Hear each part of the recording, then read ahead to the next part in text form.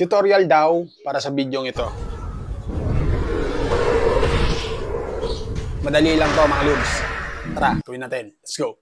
Simple lang po ang ginawa ko dito mga lods. Tumayo lang po ako sa harap ng camera. Then umalis po ako sa harap ng camera. Importante po dito mga lods na hindi nagalaw yung ating camera.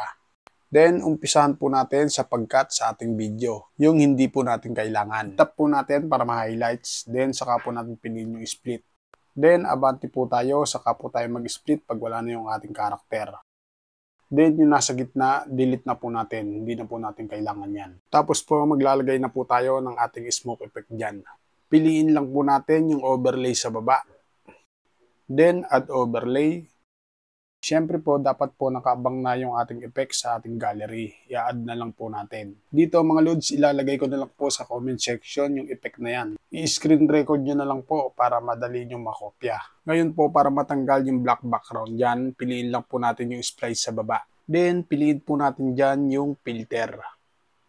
Ngayon po, dahil mahaba po yan, dapat itatapat po natin yung smoke effect na yan dun sa ating karakter. Sundan nyo na lang po ang ginagawa ko dyan. Siyempre po, dapat yung ating smoke effect, itatapat natin sa ating karakter. Kumbaga, ihaharang natin siya. Dapat sukat po sa katawan ng ating karakter yan.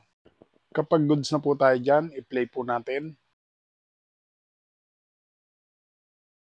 Ngayon po, kung napapansin nyo, hindi po smooth yung pagkawala ng ating karakter. Para maging smooth po yan, tap po natin yung white box na nasa gitna. Tapos po, piliin lang po natin dyan yung mix.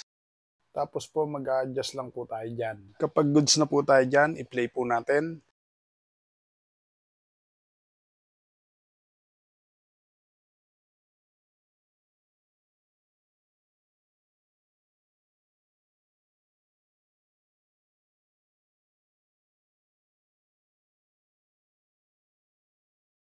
Finally, kapag all goods na po, ready to export na po natin to mga lods. Para sa mga baguhan, sana nasundan at sana makatulong. At kung nakatulong, huwag mo naman kalimutan i-follow ako para updated ka sa mga tutorial pang gagawin ko pa.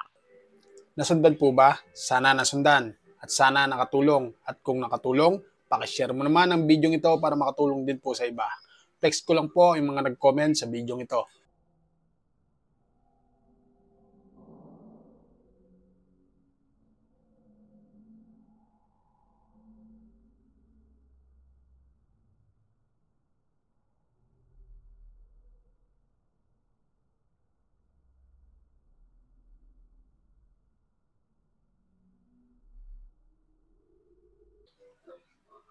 Paano mga Lord? Salamat sa inyong panonood at thank you Lord.